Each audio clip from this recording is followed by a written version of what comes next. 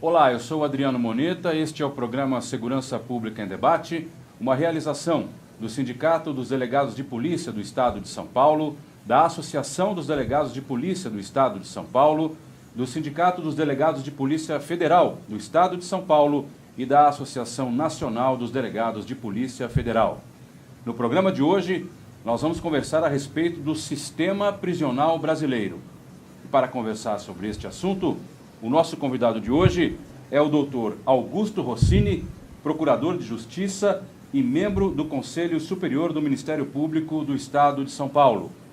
Ao nosso lado, hoje no programa, está a nossa anfitriã, presidente do Sindipesp, a doutora Raquel Kobashi Galinatti, para quem agora eu passo a palavra para dar as boas-vindas ao nosso convidado. Doutora. Dr. Rossini, é uma imensa honra e satisfação tê-lo aqui no nosso programa para conversarmos um pouco sobre esse tema que é bem nebuloso com a população, para esclarecer um pouco a população a respeito desse tema que fica muitas vezes restrito aos estudiosos. Então temos que desmistificar algumas situações, justamente falando como nós, aqueles que trabalhamos diretamente com o sistema de segurança pública e não tem uma autoridade melhor como o senhor, que já foi diretor do DEPEN nos anos de 2011 a 2014. Bom, quero agradecer a oportunidade, o convite e ser da minha felicidade por debater um tema que é tão candente, tão importante, né? Porque é um assunto que está ligado a todos nós, né? Qualquer dia da semana que você liga a televisão, tem alguém preso. Hoje, para nossa felicidade, pessoas poderosas, cada vez mais sendo presas. Então, o sistema prisional tem que estar preparado para todos, pobres e ricos. Eu queria fazer uma breve introdução antes da gente começar a conversa. De acordo com o último levantamento nacional de informações penitenciárias, que é o Infopen, publicado em dezembro de 2017, ou seja, mais de 2 anos depois da última publicação, o Brasil ocupa hoje a terceira, aliás, o Brasil tem hoje a terceira maior população carcerária do mundo, né, num total de 726.712 pessoas encarceradas. Verifica-se, porém, um déficit de 358.663 vagas, evidenciando por aí que o crescimento dessa população prisional não foi acompanhado da criação de condições necessárias para abrigá-la. Lembrando a vocês que esses dados têm mais ou menos 1 ano e meio, mas nós estamos aqui com um especialista que pode endossá-los ou até atualizá-los. Doutor Rossini, o senhor acredita que o Brasil prende mal? Há quem diga que o Brasil prende muito e prende mal. Eu não sou dessa linha de pensamento, né? O país precisa prender quem é perigoso, quem não pode estar no convívio social. Hoje a população carcerária brasileira, cerca de 700 mil, 730, porque esse número, antes de entrar propriamente no dado específico, sim, ele tem divergência com o Conselho Nacional de Justiça. Por quê? Porque são conceitos jurídicos. Lá, quando eu dirigi o DEPEN, pessoa presa é aquela pessoa custodiada, que está presa. Para a pessoa cumprindo pena, nós temos um número muito maior. Nós temos que considerar os condenados soltos, quem está em sursi, quem está em livramento condicional, quem está em pena alternativa, quem está em suspensão condicional de processo e quem está até em transação penal. Hoje, nós temos a ideia de 5%, de 5 a 7% da população brasileira tem problemas com a justiça. Quando eu digo problema, tem passagem policial com resposta penal. O mundo inteiro trabalha como última ratio, não só o direito penal, mas a unidade prisional. Mas no Brasil nós temos uma criminalidade violenta e pessoas violentas não têm como conviver conosco em liberdade. Portanto, 700 mil pessoas por uma população de 204 milhões de habitantes não é um número grande. O problema, como o senhor disse, é a questão de não ter tantas vagas para as pessoas que estão lá. Não quer dizer também que em determinados lugares não haja condições de habitabilidade. Há lugares muito ruins e há lugares não tão ruins. Vou dizer bons, mas não são tão ruins. Estamos falando de presídios comuns. Agora, os presídios federais, esses presídios têm vagas sobrando. Sim. Confere? E, doutor Rossini, agora nós vimos nos noticiários, há um mês atrás, a situação de que líderes de facções criminosas estariam articulando fugas aqui no estado de São Paulo, no presídio aqui no estado de São Paulo, e por essa razão, mediante sentença judicial, determinou-se a retirada, a transferência desses criminosos para presídios federais. Existe uma diferença dos presídios comuns para os presídios federais? E para a população saber qual é essa diferença maior? Seria na segurança de celulares que não passam de forma alguma, a comunicação? Quais são essas formas diferenciadas dos presídios comuns para os presídios federais? Eu vou gastar um pouquinho de tempo. Em outros países, os presídios federais são destinados para crimes federais. No Brasil, não. No Brasil, nós não temos essa distinção. Tanto que a maioria das pessoas que estão nos presídios federais são originários dos crimes estaduais. Né? Então, não tem essa correlação como é no México, como é nos Estados Unidos. Nós estamos aqui, o sistema penitenciário... Muito interessante isso. O sistema penitenciário... Muito interessante. Não é. Aliás, poucos são aqueles que estão no sistema penitenciário federal que cometeram crimes federais. Na sua grande inteireza, na maioria, enfim, 90 e tantos %, cometeram crimes na esfera estadual, né? O crime organizado estadual. Temos que entender... Só interrompendo um pouquinho para a população. E esses criminosos presos pela Polícia Federal, eles ficam custodiados na Polícia Federal? Ficam custodiados. Eu vou dar um exemplo. Aqui no nosso estado de São Paulo, tá? A internet é para o Brasil e para o mundo inteiro. Nós temos 2 ou 3 presídios, acho que 3 presídios, região de Itaí, etc., para presos estrangeiros. Esses presos estrangeiros entram no sistema pelo tráfico internacional em Guarulhos. Ou seja, o juiz federal, quando condena alguém por um crime de tráfico internacional, pela ausência de sistema de prisões estaduais para prisões federais para presos federais, ele manda para o sistema penitenciário estadual. Como é que isso acontece? Quando o Estado recebe dinheiro do governo federal para a construção de presídios, a contrapartida, uma delas é receber os presos federais. Portanto, como há uma gama grande de presídios estaduais construídos com dinheiro federal, os estados são obrigados a receber os presos federais. No estado de São Paulo, pelo menos 2 presídios são muito conhecidos, né, na região de Itaí e etc. Então lá você tem 30 e tantos países lá, identidades, pessoas de 30 e tantos países. Voltando para o sistema penitenciário federal. Ele foi concebido em 2003, no começo do governo Lula, mas a gênese dele era o RDD paulista. Quando o RDD paulista foi criado, e foi criado por norma estadual, houve uma declaração de inconstitucionalidade. Até está na LEP. Não havia, porque nós criamos no Estado de São Paulo o regime disciplinar diferenciado por norma estadual. E norma estadual não pode criar questões processuais. Sim. A lei de execução penal, que é uma lei ordinária, tem que ser reformada por lei ordinária estadual. Federal, desculpa. Lei ordinária federal. Portanto, o governo federal, ele já tinha projetos no governo Fernando Henrique que desembocaram no primeiro ano do governo Lula, que mudou através de lei, de alteração da LEP, da Lei de Execução Penal, e criou o sistema penitenciário federal. Construindo 4 unidades prisionais, né? Primeiro Catanduvas, depois Campo Grande, Porto Velho e Mossoró. Interrompendo de novo, porque está muito interessante. Também segue os 365 dias de máximo de isolamento? Exatamente. Também, os federais. Eles seguem o regime da RDD a no âmbito do Estado? O federal já é RDD. Na verdade, a inclusão passa pelo pressuposto da prática de crime organizado, crime violento, que tenha relevância para levar para lá. Porque é um duplo grau de análise jurisdicional. A autoridade administrativa solicita a inclusão, no caso da última remoção não foi solicitado, quem solicitou foi o MP, para o juiz estadual, para o juiz da vara estadual, da VEC, da Vara de Execução Criminal Estadual, que por sua vez solicita para o juiz federal, que tem competência sobre aquele determinada unidade prisional. Passa-se pela via administrativa, o DPEM faz uma análise, né, quando não é um caso emergencial, faz uma análise de inteligência e percebe-se que aquela questão é pertinente. Aquele preso ele tem perfil para ser incluído no sistema penitenciário federal. Por quê? Porque muitos estados, não vou nominar quais, querem se desfazer de lideranças criminosas e alegam que tem que ir para o sistema penitenciário federal. E não necessariamente, porque o Estado tem que dar conta dos seus presos perigosos. Sim. E o sistema penitenciário federal foi concebido para uma exceção.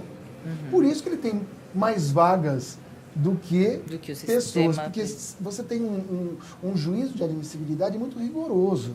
Porque senão qualquer rebelião grande, você coloca... Já houve casos de o Estado pedir a transferência de 40 pessoas. Você transfere por conta da emergencialidade. Só que quando você vai fazer uma análise aprofundada do perfil daquele preso, ele é um pé de chinelo. E ele não deveria estar lá. Porque quando ele volta para o sistema penitenciário estadual, ele volta muito grande. Olha, ele é oriundo do sistema penitenciário federal. Então tem esses problemas de... Tem isso, de perfil. Tem. Aliás, cria pedigree. O criminoso cria um pedigree. Eles criam status por ter passado lá.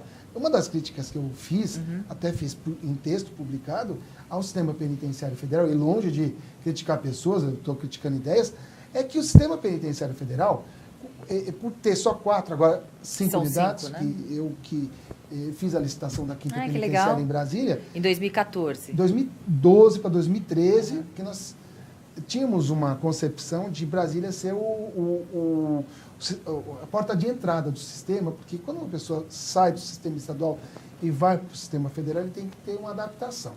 Uma série de questões que envolvem, né? A questão da identidade dele, quem é ele, né? Quem o acompanha, porque esses presos perigosos, eles muitas vezes são acompanhados de seus parentes, sua esposa, normalmente, né? Porque não tem preso feminino federal, e os seus assessores, né?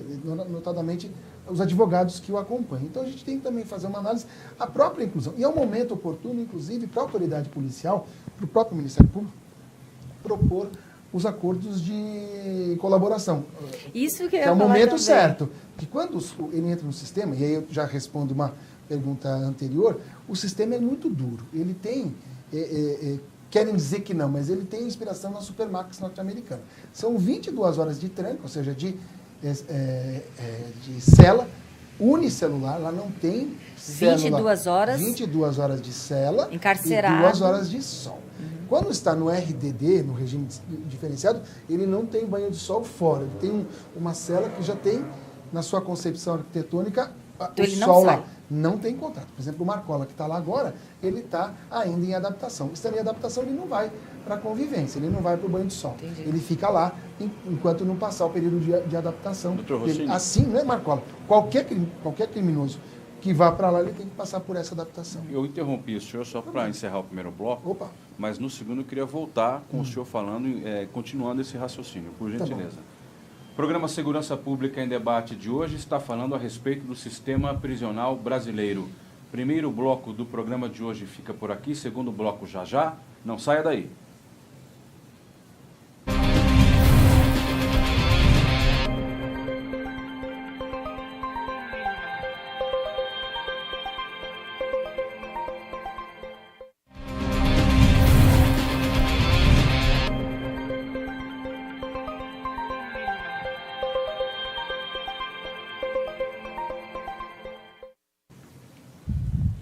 Segurança Pública em Debate, este é o segundo bloco do programa de hoje que estamos conversando a respeito do sistema prisional brasileiro. Vou reapresentar os nossos convidados, aliás, o nosso convidado e a nossa anfitriã. Primeiramente, Dr. Augusto Rossini, procurador de Justiça e membro do Conselho Superior do Ministério Público de São Paulo. Nossa anfitriã, a presidente do Sindipesp, a doutora Raquel Kobashi Galinatti. Dr. Rossini, interrompi o senhor, mas no bloco passado, gostaria que o senhor retornasse. Quer dizer que o regime lá nos federais é duro. É azedo. É duro. E tem que ser. Tem que ser. Ele tem toda uma... Assim, nunca se teve notícia de um celular que entrou. Nunca entrou. Porque desde o sistema, 2003 até hoje? Eu vou dar um testemunho. Nós recebemos ministros do STJ. E um dos ministros, eu estava lá acompanhando, como a doutora Raquel faz aqui comigo, recepcionando, e um ministro quis entrar com o celular. Eu tive que falar para ele, ou o senhor entra sem celular, ou o senhor não entra. Aí ele entendeu a dinâmica do que é lá, porque não entra. Porque é uma questão de procedimento. O sistema prisional, o sistema penitenciário federal, ele é duro, mas tem uma qualificação dos seus servidores de alto gabarito. Há um investimento do Estado brasileiro nesses presídios, não só na estrutura arquitetônica, no sistema de segurança, no sistema de inteligência, mas também na qualificação do pessoal que lá está, que é muito bem treinado e muito bem qualificado. Portanto, e eles estão empoderados disso. Então, os procedimentos são rigorosíssimos. E agora, o ministro Moro estabeleceu uma regra que era superou o pé de barro, né? Que era a visita íntima. Hoje não tem visita Superou íntima. O quê? O pé de barro, ou seja, o ponto fraco do sistema penitenciário federal, que era a visita íntima. Não há mais visita íntima. Só visita social e as visitas por parlatório. Porque, de fato, não se tinha. Aliás, uma coisa que a gente pode discutir num outro momento, né? Olha, eu me convidando, né? Mas sobre a visita íntima, que não está regulamentada em lei. O paradoxal que seja, a visita íntima tem previsão no ECA para adolescentes infratores internados que têm convivência com alguém, são casados. Para o adulto não tem, é uma norma, é uma norma do Conselho Nacional de Política Criminal e Penitenciária, que não tem força de lei. Acontece que os estados fazem isso para tranquilizar o sistema, mas não tem. Vem em boa hora a decisão do Moro para mostrar que é um assunto que tem que ser tratado com muito, porque o ponto fraco do sistema é a visita íntima. Eu, por exemplo, sou contra a visita íntima na prisão provisória. É um absurdo, porque ali cria-se uma oportunidade para ameaçar as vítimas e as testemunhas. Para mim, só para articulação. Sem dúvida, e foi o que ocorreu aqui com esses criminosos que foram transferidos. Foi através de visitas íntimas que houve essa articulação. Sem medo de errar, eu acho que visita íntima tem que ser tão somente para quem está no semiaberto. Quem está com preso provisório e preso no fechado não tem que ter visita íntima, até para poder transformar aquela unidade em algo mais seguro. E mais, a visita íntima ser uma perspectiva, ser um ganho, ser um benefício que ele ganhe se se estiver no bom comportamento. Agora, o Congresso Nacional tem que enfrentar isso. Entendeu? Um tema, por isso que eu falei, é um tema nebuloso que ainda algumas várias arestas devem ser colocadas. Doutor Rossini, o sistema penitenciário federal, ele se mostra mais eficaz. Sim. Você é favorável ou não a esse sistema, que é o mesmo sistema em que essas políticas de segurança implementadas aos presídios federais fossem colocadas nos estados, os presídios fossem melhor estruturados, justamente com algumas regras dos presídios federais, a melhor qualificação dos seus servidores, e óbvio que a gente sabe que a realidade é totalmente diversa, com déficit de servidores aqui no sistema, aqui nos estados, e de estrutura e etc. Mas o sistema em si, a forma, você é favorável? Eu quero primeiro dizer que eu tive uma convivência muito próxima com os servidores prisionais. Sim. São mais de 100 mil no Brasil. Então, é uma categoria que precisa ter identidade. Que em um estado ele é carcereiro, outro estado ele é agente penitenciário, outro estado... Até a nomenclatura tem que ser uniformizada. Né? A inclusão curso superior, curso... Semana passada extinguiu-se o cargo de carcereiro. Semana passada não, 2 semanas atrás o Dória extinguiu aqui na Polícia Civil o cargo de carcereiro. Transformou em agentes policiais e acabou. Porque não temos mais carceragem, né? Então, na Polícia Civil. Mas o que a gente precisa é transformar isso num aspecto nacional, uma solução nacional, para a categoria ter identidade. Tá? Porque eles precisam de ter força. Então, são heróis. Porque a polícia prende, mas o sistema prisional cuida. Permanece. Então, o policial, o contato que ele tem com o preso é no flagrante, quando ele está lá na audiência. Agora, quem cuida, quem pode transformar a pessoa presa é o agente penitenciário, é o servidor prisional. Então, o Brasil precisa de cuidar de quem cuida. É um conceito de direitos humanos. Perfeito. Cuide de quem cuida. Então, primeira coisa. Segunda coisa, a questão é de recurso e de qualificação. Né? Qualificação e recurso. Nós precisamos investir nisso. Se o país quer que as pessoas não voltem para o convívio social como entraram. Que se for um amontoado de gente que é tão somente para ficar lá, não precisa nem disso. Você precisa nem de pessoas, você precisa de muro. Então a gente tem que transformar aquilo, e o sistema penitenciário federal é um bom exemplo disso. Tá? Agora, quando você me pergunta se eu sou a favor ou contra o sistema penitenciário, o sonho de consumo, meu sonho de consumo era ter uma unidade em cada estado. Ter 27 unidades federais. Inclusive para assimilar os presos federais, entendeu? Que surgem nos estados. Tem estados como Mato Grosso do Sul, que tem fronteira com a Bolívia, que é quase um problemaço para o estado, que tem mais quase preso federal do que preso estadual. Estrangeiro. Então, assim, nós temos um fenômeno dramático no Brasil. Acontece que, do jeito que está hoje, você inclui, por exemplo, um traficante de Santa Catarina. Ele, em Santa Catarina, ele conhece a sua realidade. Mas quando ele vai para Porto Velho, ele vai ter contato com presos do Brasil inteiro. Então, o sistema penitenciário federal ele pode se transformar, se não houver um cuidado, um zelo maior, e o sistema tem, mas é impossível você controlar tudo, você tem um network do crime organizado, porque são lideranças nacionais que se encontram nesse ambiente. Mas como se encontram se o regime é... Você tem um banho de sol para quem não Isolado. está na De 2 RBD. horas. Ah, não são todos que estão? E você tem que imaginar que as pessoas também... Não são todos que estão. Tá? Aqueles que entram, ficam em regime diferenciado, né? Ainda estão em adaptação, e tem os que cometem infrações e vão lá para o... Não vou dizer castigo, mas é para o RDD dentro do sistema penitenciário federal. Entendi. Mas quem não está nessas condições vai para o banho de sol comum. E eles se trombam, eles se encontram. E vou te dizer mais, a gente não tem que ter a ilusão de que essa pessoa só se encontra lá dentro. As suas esposas estão lá fora. Ah, sim. Eles criam repúblicas. Os seus advogados estão conversando. Então, você tem um network aí muito forte que acontece, é inegável. É inegável. Mas, como é que você soluciona? Primeiro, você cria um sistema, você cria unidades federais em cada estado, com agentes penitenciários federais com essa mesma qualificação. Foi criada uma Força Nacional Penitenciária. O que acontece? Por exemplo, Pará ou Amazonas, vai uma equipe de agentes penitenciários federais para o estado. Se tivesse unidades federais lá, não haveria necessidade, porque essas pessoas já teriam... E você fomentaria essa formação, né? Mas é um sonho. Mas o Brasil tem dinheiro para fazer e tem que investir nisso. O senhor acha Doutor, que uma pergunta. Não, fique à vontade, doutora. Só nesse gancho, Adriano. Doutor Rossini, existe uma hiperpopulação carcerária, está explodindo, né, nos presídios comuns. Como então, e eu vi uma declaração muito interessante sua, como então podemos lidar com aqueles presos que fazem delação premiada? Eles podem fazer delação premiada? Eles estarão seguros, inclusive naqueles presídios que estão hiperlotados? O que acontece é que se o preso que fizer a delação, a colaboração, e isso não se divulga, o sistema penitenciário federal tem uma ala inteira só para colaboradores. Porque ele precisa de segurança dentro do sistema. Sim. Se ele não tiver a pena extinta, é isso que é bom a gente discutir, porque a previsão da lei do crime organizado, ela inclusive contempla a extinção da pena.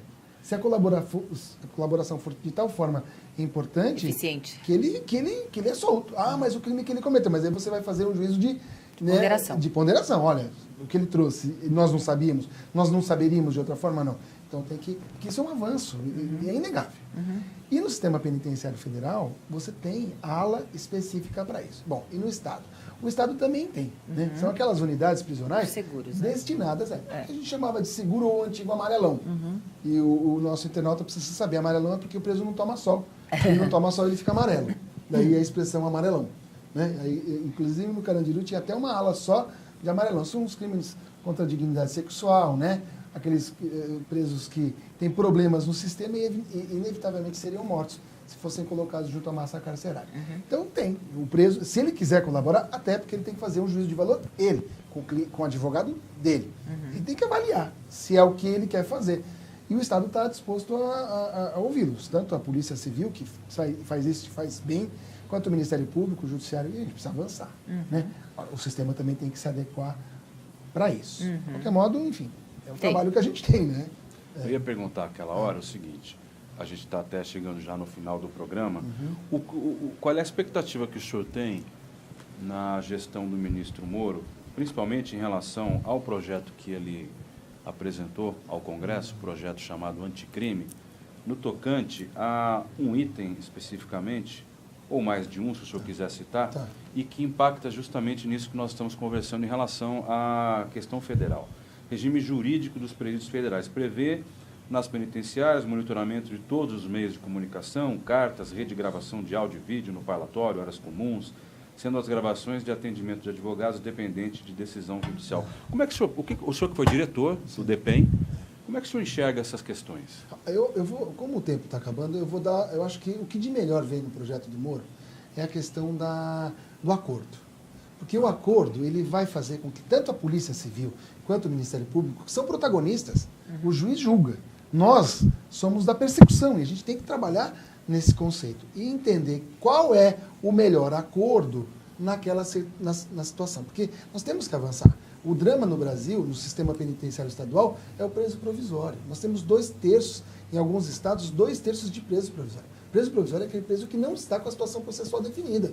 E quando você não tem isso, você não tem progressão de regime, você não tem tratamento em execução. Quando você tem um acordo, no dia do crime, se a gente for ágil, ou 2 dias, você terá a denúncia pelo promotor, pelo projeto, e já terá o acordo penal, que vai falar de regime de pena, quantidade de pena, se é primário, se não é, qual é o impacto disso? Não haverá mais, em tese, num tempo relativamente curto, médio, nós não teremos as unidades de detenção, aí que nós conhecemos aqui em São Paulo, na marginal ali, os CDPs, porque você não vai ter mais preso provisório. O preso provisório será minoria. Essa é uma ideia muito boa. E hoje é mais da metade, né? Mais da metade. No estado de São Paulo, mais da metade. E tem estado que nós temos um índice de 2/3. Então, para mim, esse é o sal da terra. Esse é o ovo de Colombo que, se isso passar, e nós, do Estado, acusação, promotoria, Polícia Civil, e o delegado vai ter que, no seu relatório, inclusive, da investigação, contemplar essa possibilidade, porque ele vai ter a possibilidade de ouvir o investigado, né? E ele fazer a proposta, assim, todos nós aprendermos a fazer o estágio que nós fizemos com a Lei 90/99. Agora já está bom, então já está na hora de avançar para crimes. É isso. Dr. Augusto Rossini, Procurador de Justiça, membro do Conselho Superior do MP, muito obrigado pela sua presença, foi muito bom. Doutora Raquel Kobashi Ganinatti, presidente do Sindipesp, também agradeço a sua presença. Este foi o programa Segurança Pública em Debate. Hoje nós conversamos a respeito do sistema prisional brasileiro. A você que nos acompanhou até aqui, muito obrigado e até a próxima.